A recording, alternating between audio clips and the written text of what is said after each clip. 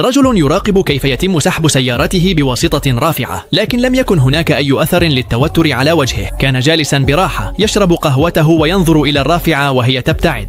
عندما أوقف سائق الرافعة السيارة في الحجز، حدث انفجار قوي لدرجة أن الأرض اهتزت. تم تدمير المنطقة بأكملها في لحظة، وكل ذلك بسبب مخالفة وقوف السيارات. كان الرجل سيمون يبدو كشخص عادي، لكنه كان يحمل هوية خفية. كان خبيرا في المتفجرات وعلى أعلى مستوى من الاحتراف. كان يخطط في كل مرة بدقة متناهية، حتى أنه بمجرد ضغط زر واحد تتحول مبان كاملة إلى أنقاض. في ذلك اليوم كان سيمون عائدا إلى المنزل ومعه كعكة عيد ميلاد ابنته، عندما لاحظ أن سيارته لم تكن في المكان الذي ركنها فيه. لم يكن هناك سوى مخالفة وقوف ملقاة على الأرض، وكان العنوان المكتوب على المخالفة هو عنوان إدارة المرور. ذهب إلى هناك ليقدم اعتراضا، لكن المكتب كان مكتظا بالناس، وبعد أن انتظر في الطابور لساعات وصل أخيرا إلى شباك الخدمة. قال إنه لم تكن هناك لافتة تمنع الوقوف هناك، لكن الموظف رد عليه ببرود: المخالفة هي الدليل، إما أن تدفع الغرامة أو لا تأتي لاستلام السيارة. دفع سيمون المخالفة واستعاد سيارته. بسبب ذلك وصل متأخرا إلى المنزل. كانت ابنته غاضبة. انكسر قلب سيمون عندما رأى وجهها، وكانت زوجته غاضبة جدا.